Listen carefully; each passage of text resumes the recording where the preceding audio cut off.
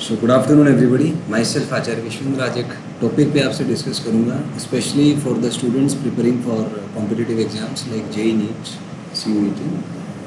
तो उसमें एक कॉन्सेप्ट आता है कि हमें कैसे पता लगेगा कि हम सही से प्रिपरेशन कर रहे हैं कि नहीं। तो इस विषय पे कुछ पॉइंट्स आपके सामने रखूँगा। तो सबसे पहले तो आप ये समझिए कि आपके अंदर अगर आप सही से प्रिपरेशन कर रहे हैं, एक पैटर्न आपके अंदर काम कर रहा है, एक एल्गोरिथम आपके अंदर काम कर रहा है। जिस एल्गोरिथम में तीन चीज़ें हैं, इंफॉर्मेशन, प्रोसेस और एनर्जी, और इन्हीं तीनों चीज़ों के कॉम्बिनेशन से ये एल्गोरिथम इफेक्टिव होता है। जैसे आप अभी सोचें, मान लीजिए आप स्टूडेंट हैं, जेई की तैयारी कर रहे हैं। तो जब आप तैयारी कर रहे हैं तो इस समय कोई ना कोई सब्जेक्ट आपने पढ़ा होगा लेटेस्ट। तो जब आप सब्जेक्ट कोई पढ़ रहे हैं तो फर्स्ट टास्क है आपका कि जो सब्जेक्ट की जो इन्फॉर्मेशन है, उस इन्फॉर्मेशन को अपने ब्रेन तक ट्रांसफ़र करना, पहली चीज़। दूसरी चीज़, ब्रेन से माइंड में उस इन्फॉर्मेशन का बैकअप तैयार करना। और थर्ड चीज़, प्रैक्टिस करना कि आप इन्फॉर्मेशन को माइंड से ब्रेन और ब्रेन से माइंड में ट्रांसफ़र करने में कैपेबल है।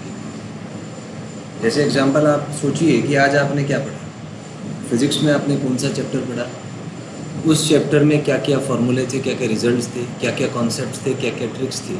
जस्ट ट्राई टू विजुअलाइज, तो आपको थोड़ा थोड़ा याद आना स्टार्ट हुआ हो।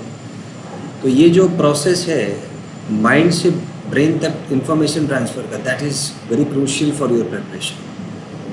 और इसमें इमोशनल कॉन्फ्लिक्ट्स होते हैं, आपको दुख होगा, तकलीफ़ होगी। आपके अंदर जो ब्रेन है वो सबसे पहले फ़्लाइट मोड एक्टिव करेगा और आपको हर कष्टदायक एहसास से बचाना चाहेगा। The primary task of the brain is to make you survive. तो नेचर नहीं चाहता कि आप पढ़ें, नेचर चाहता है बस सर्वाइव करें और बस जनरेशन बढ़ाएं, जनसंख्या बढ़ाएं। नेचर का यही आपसे एक्सपेक्टेशन रहता है। यदि जनसंख्या बढ़ाने के परे आप कुछ करना चाहते हैं तो सबसे पहले you to fight with yourself. आपको अपने आप से संघर्ष करना पड़ेगा, अपने ब्रेन से आपको संघर्ष करना पड़ेगा। ब्रेन और माइंड का कोऑर्डिनेशन, जो कोऑर्डिनेटेड सिस्टम है, वो आपको खुद से डेवलप करना पड़ेगा। क्योंकि अगर ये सिस्टम आपका डेवलप नहीं हुआ तो आप जितना मर्जी पढ़ लीजिए, बैकअप हो नहीं पाएगा, आप अल्टीमेटली एग्ज़ाम क्रैक नहीं कर पाएंगे। तो ये जो साइकोलॉजिकल प्रोसेसेस हैं, जब आप पढ़ते हैं उस समय जो साइकोलॉजिकल प्रोसेसेस आपके अंदर हो रहे हैं, उन साइकोलॉजिकल और न्यूरोलॉजिकल प्रोसेसेस को ऑप्टिमाइज तरीके से मेंटेन करना भी बहुत ज़रूरी है। क्योंकि बिना उसके आपसे आउटपुट आ नहीं पाएगी। और इसके लिए ज़रूरी है आपका जो ट्रेनर है वो प्रोफेशनल हो। क्योंकि अक्सर ऐसा होता है कि टीचर्स बच्चों से इमोशनली कनेक्ट हो जाते हैं और वो उनको ट्रेन करने की बजाय उनको इमोशनली, पर्सनली अपने से लिंक करना चाहेंगे, एक क्लोज सिस्टम बनाना चाहेंगे जिससे बच्चे टीचर से इमोशनली जुड़ जाएं।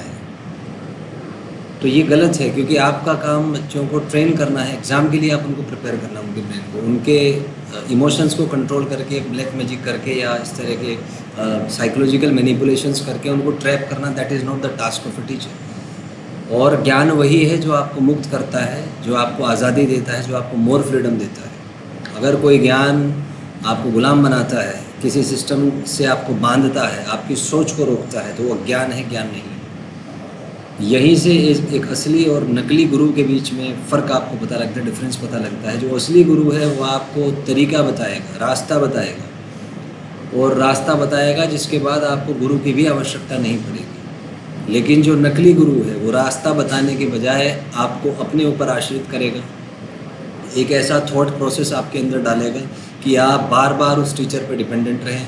जब भी प्रॉब्लम आए आप खुद उसको फेस करने की बजाय टीचर के पास भाग जाएं, ताकि वो टीचर उसका यूज़ करके इमोशंस का आपके उसका फ़ायदा उठाए और पॉपुलर रहे कि भाई हाँ मैं ये हूँ। लेकिन समस्या क्या है कि आजकल सारी चीज़ें फ्री में अवेलेबल हैं ऑनलाइन, तो सच्चाई ज़्यादा समय तक आप छुपा नहीं सकते, हाउ स्मार्ट यू ट्राई। तो द मोमेंट उसको कोई सही टीचर मिलेगा, सही गाइड करने वाला मिलेगा, तो आपकी जो इज़्ज़त है वो सब ख़त्म हो जाएगी उसके लिए। तो मेरा कहना यही है कि जो भी टीचर आपको ट्रेन कर रहे हैं, सबसे पहले उन पर भी भरोसा ना करें। ये देखें कि उन्होंने जो आपको बताया उसको फॉलो करें, और देखें कि आपके अंदर वो पैटर्न्स डेवलप हो पा रहे हैं। क्योंकि टीचर का काम वो पैटर्न्स डेवलप कराना है, और एक बार पैटर्न्स डेवलप हो गए फिर आपको टीचर की भी ज़रूरत नहीं पड़नी चाहिए। अगर टीचर से सीखने के बाद आपको बार बार टीचर की ज़रूरत पड़ रही है, इसका मतलब टीचर ठीक से आपको नहीं सिखा पाए, तो आपको फिर कोई दूसरा टीचर देखना चाहिए। क्योंकि आजकल कॉम्पिटिटिव प्रोफेशन है, हर टीचर आपको अपनी विचारधारा का गुलाम बनाना चाहेगा, आपसे चाहेगा कि आप उसके गुलाम बन जाएं। लेकिन आपके भीतर जो कॉन्शियसनेस है, जो चेतना है, वो परम स्वतंत्रता चाहती है। उसको पता है कि जो टीचर आपको गुलाम बनाता है, क्योंकि उसके ज्ञान में शक्ति नहीं है, ज्ञान वही है जो आपको मुक्त करे। और यदि कोई ज्ञान आपको गुलाम बनाता है, आपकी चेतना को गुलाम बनाने का प्रयास करता है, तो वह ज्ञान नहीं अज्ञान है। वह किसी शिक्षक के विचारों का भ्रम मात्र है, उसकी कल्पनाओं का भंडार मात्र है। क्योंकि सही ज्ञान प्रत्यक्ष अनुभव है जिसमें विचार नहीं होते। तो जो गुरु आपको सही ज्ञान देगा, उसमें आप बिना किसी विचार के चुपचाप अपना काम कर पाएंगे। और जो शिक्षक सही ज्ञान नहीं है, जिसके पास अज्ञान से जो भरा है, वो आपको विचारों से भर देगा। और विचारों में से भर देगा तो आप कुछ करने की बजाय केवल विचारों में ही उलझे रहेंगे। आपका मस्तिष्क विचारों में ही संघर्ष करता रहेगा और कुछ आप प्राप्त नहीं कर पाएंगे जीवन में। अतः यह आवश्यक है कि जो भी शिक्षक आपको ज्ञान दे रहे हैं, ये देखें कि इस ज्ञान को फॉलो करने के बाद आप काम कर पा रहे हैं या केवल विचार आप में उत्पन्न हो रहे हैं और आप बार बार उस टीचर पर डिपेंडेंट हैं। क्योंकि आज का समय बहुत कॉम्पिटिटिव है। टीचर्स इस साइकोलॉजिकल ट्रिक को यूज़ करते हैं। वो आपसे इमोशनल बातें करेंगे, व्हाट्सएप पे पर्सनल कॉन्टैक्ट्स आपसे बनाएंगे, पीडीएफ भेजने के बहाने आपसे एक फ्रेंड बनने की आपकी कोशिश करेंगे।